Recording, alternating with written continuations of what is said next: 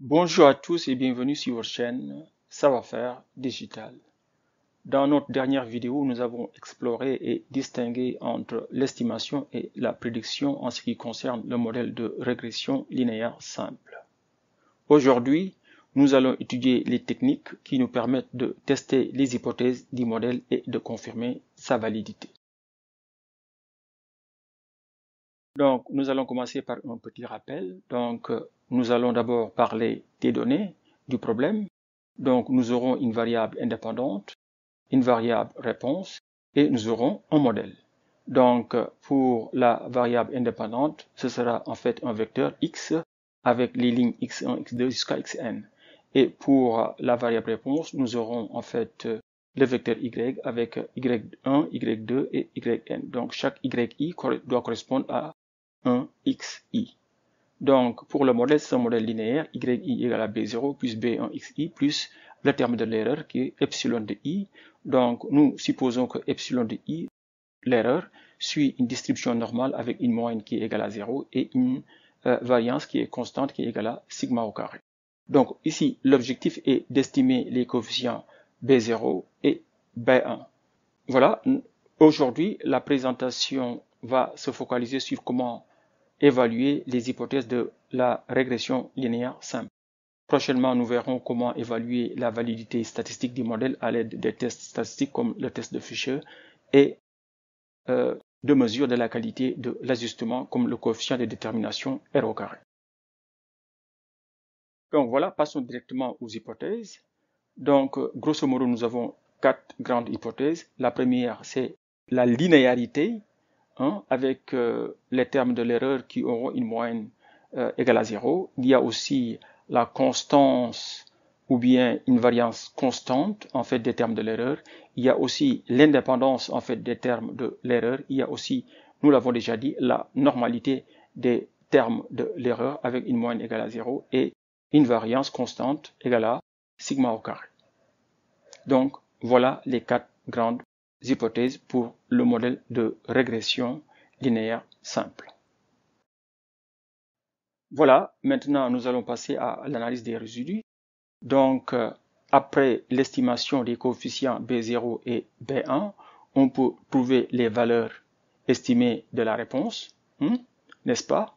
Donc, yi chapeau égale à B0 chapeau plus B1 chapeau fois xi.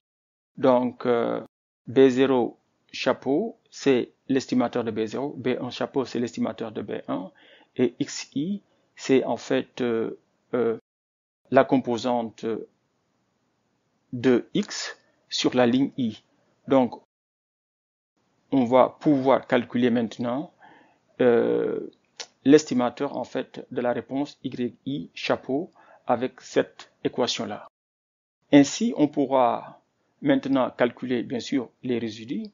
Donc, on va estimer, puisque nous ne connaissons pas réellement l'erreur réelle, on peut quand même estimer l'erreur avec cette équation-là. Donc, on aura epsilon i chapeau, c'est-à-dire que l'estimateur de l'erreur, c'est l'observation, donc yi, moins l'estimation. Donc, l'estimation, nous venons d'établir l'équation avec yi chapeau. Voilà, maintenant, une fois que nous avons les résidus, nous pouvons évaluer les hypothèses sur les résidus. C'est-à-dire qu'en fait, donc, on va utiliser les résidus comme en fait un moyen de voir si nos hypothèses sont vérifiées ou pas.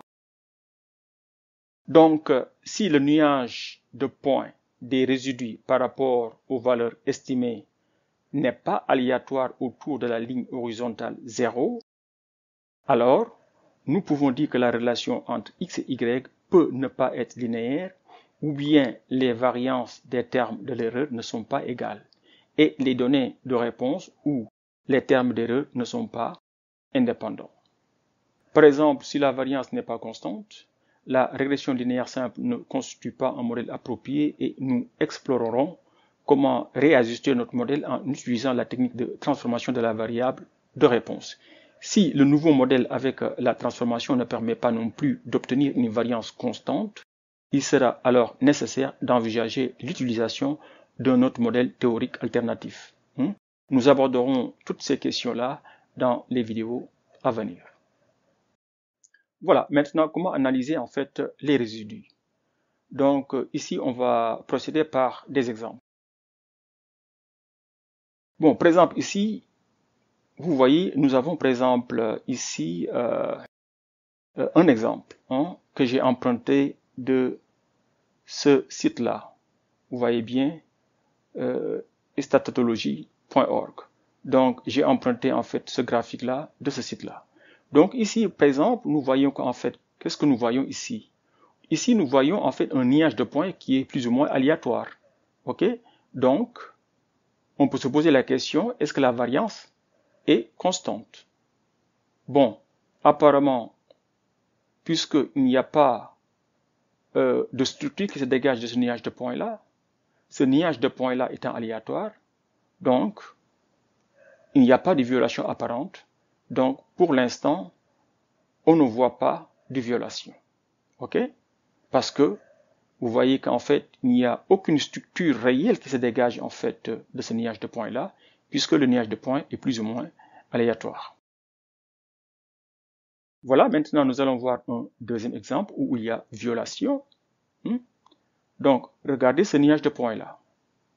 Ok? Ce niage de points-là est non aléatoire, puisqu'il y a une structure réelle qui se dégage. Donc, si vous regardez ce niage de points-là, il y a une structure. Donc, c'est comme si, en fait, les valeurs maximales tendent à devenir de plus en plus grandes et les valeurs min tendent à devenir de plus en plus petites.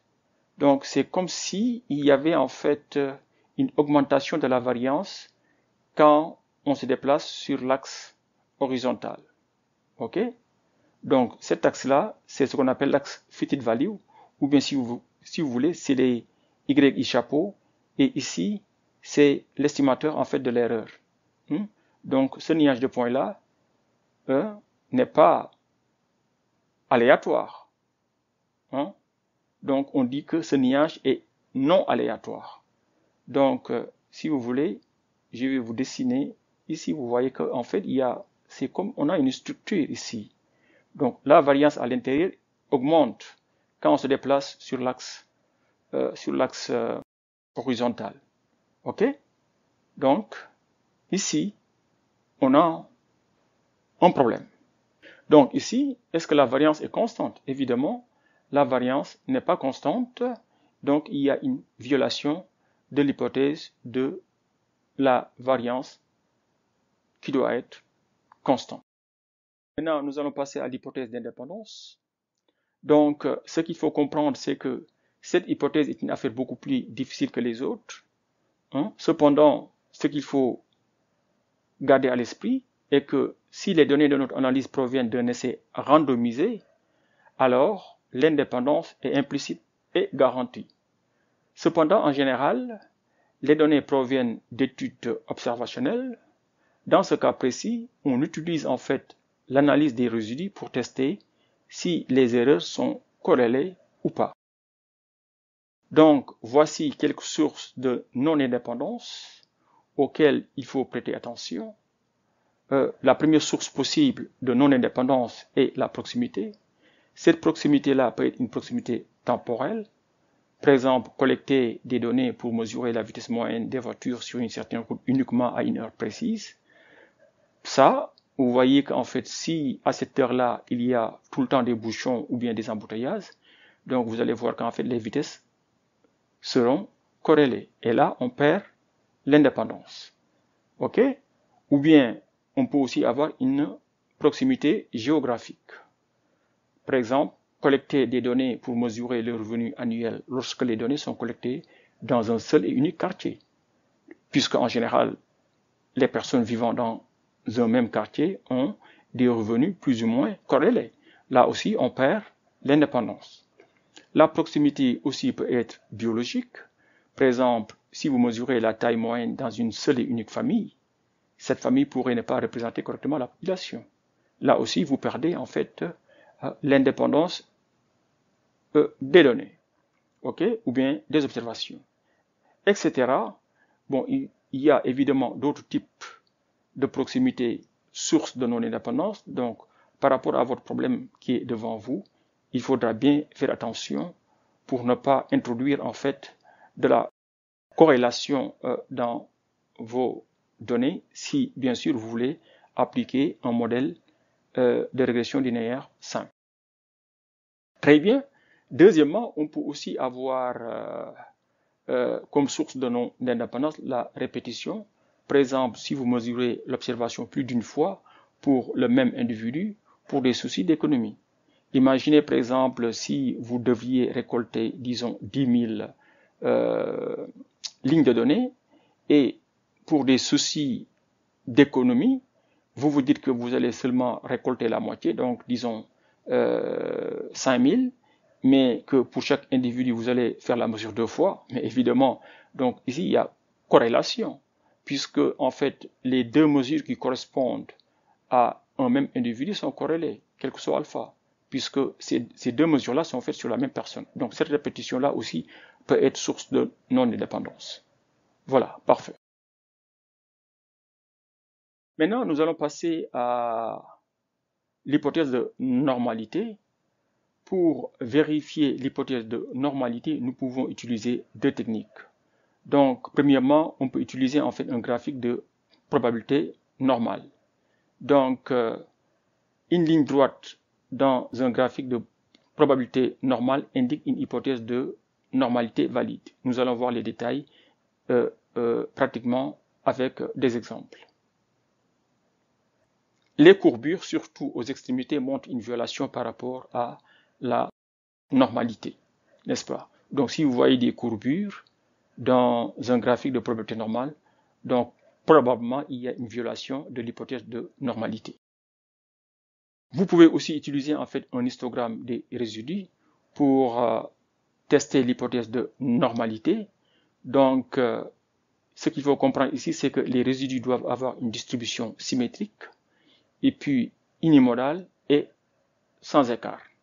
Donc, si votre histogramme des résidus a une distribution qui est symétrique, qui est unimodale et que vous ne trouvez pas d'écart dans votre histogramme, vous pouvez vous dire qu'il n'y a pas une violation évidente. Et dans ce cas de figure-là, vous pouvez supposer que l'hypothèse de normalité est garantie ou bien est valide. De toutes les façons, bon, vous pouvez utiliser soit le graphique de probabilité normale ou bien l'histogramme des résidus pour tester l'hypothèse de normalité, ou bien si vous voulez, vous pouvez utiliser aussi bien le graphique de probabilité normale et l'histogramme des résidus en même temps en conjonction pour être sûr qu'en fait que tout est dans l'ordre normal des choses et que vous ne voyez aucune déviation ou bien violation de l'hypothèse de normalité. Voilà, maintenant on va passer à un exemple où l'hypothèse de normalité est validée et qu'il n'y a aucune déviation ou bien violation visible. Donc, on va d'abord commencer par le graphique de probabilité normale. Par exemple, vous voyez ici dans ce cas de figure-là, par exemple, vous voyez qu'en fait, ici, les résidus suivent plus ou moins en fait la droite y et la x. Donc, si tel est le cas, bon, évidemment, vous voyez qu'ici, aux extrémités, il y a plus ou moins une toute petite déviation, mais cette déviation-là n'est pas, bon, on dirait qu'ici, il y a même une plus ou moins sérieuse déviation, mais cette déviation-là n'est pas alarmante. Il n'y a pas un très grand écart. Donc, vous voyez qu'en fait, les résidus suivent plus ou moins la droite y de la x. Donc, dans ce cas de figure-là, nous pouvons dire qu'en fait, qu'il n'y a pas de violation apparente et que l'hypothèse est validée. Voilà. Vous pouvez aussi utiliser l'histogramme des résidus. Par exemple, ici, nous avons ici, en fait, notre histogramme des résidus et nous avons superposé, en fait, sur l'histogramme, en fait, la loi normale ou bien, en fait, la courbe normale. Et là, nous voyons que plus ou moins que l'histogramme ne montre pas une très grande déviation par rapport à la loi normale.